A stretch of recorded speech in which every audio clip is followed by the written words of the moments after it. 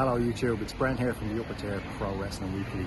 Coming to you live from, well not live actually, I'm actually recording this, but I'm coming from Rome and I'm outside the Coliseum. Now when I think of the Coliseum, I think of wrestling.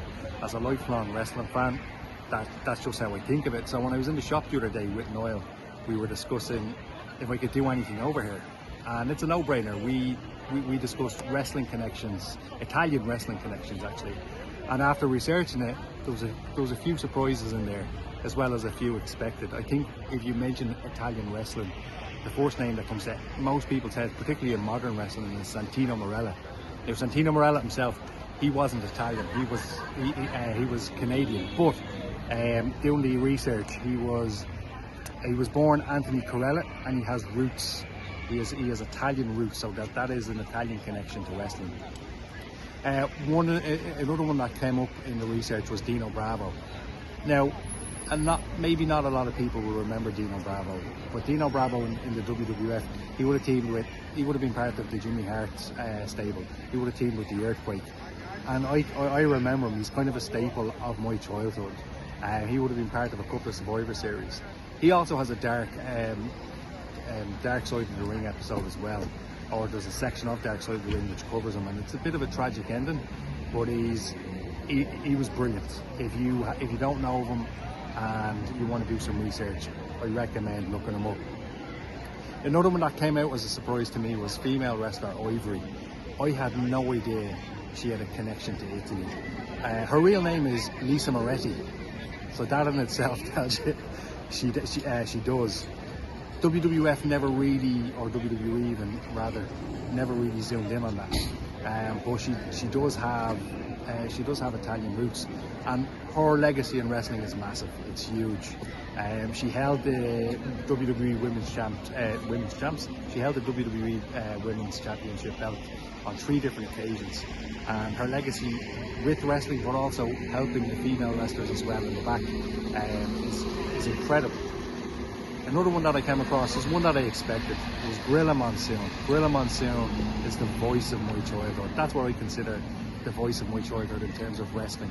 Him and Bobby the Brain Heenan, they were just incredible together. Gorilla Monsoon, his real name was Robert Morella. He was born in the United States, but he has Italian connections.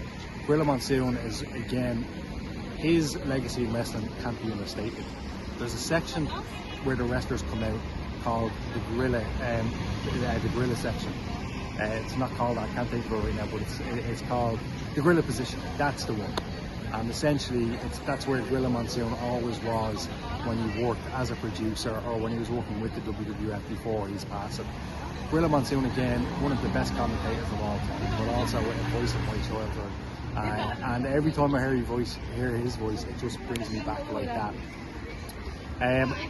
One that came to as a bit of surprise was Muhammad Hassan.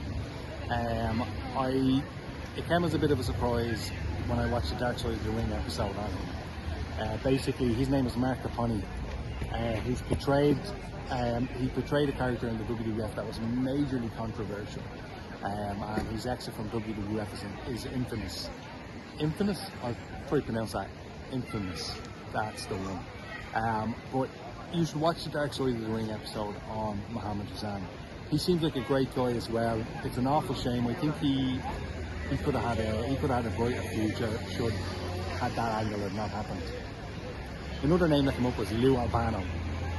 Lou Albano is an absolute legend in the wrestling business. He was also in the Mario TV show, the Super Mario Brothers. It was on Sky 1. It was on Sky 1, I think, in around 1991 to 1993, so maybe a lot of people watching this probably won't remember that. But if you look up Lou Albano, he's an excellent manager, and he has an excellent legacy within wrestling.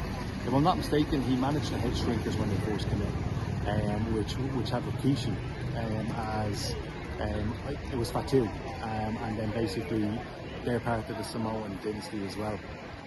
Now, the last 2 names came as a massive surprise to me. Hulk Hogan.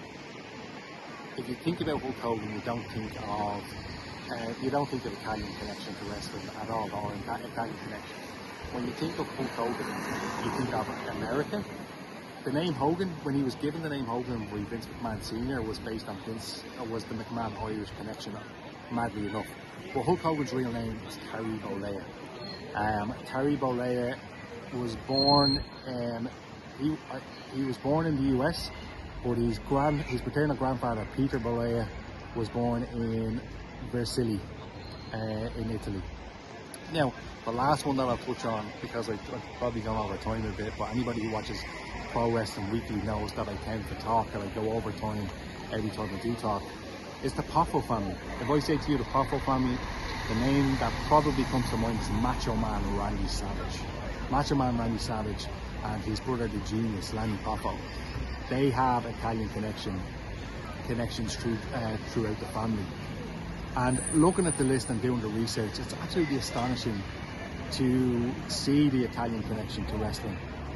The stars that it's produced, incredible, with legacies as big as the wrestling business itself.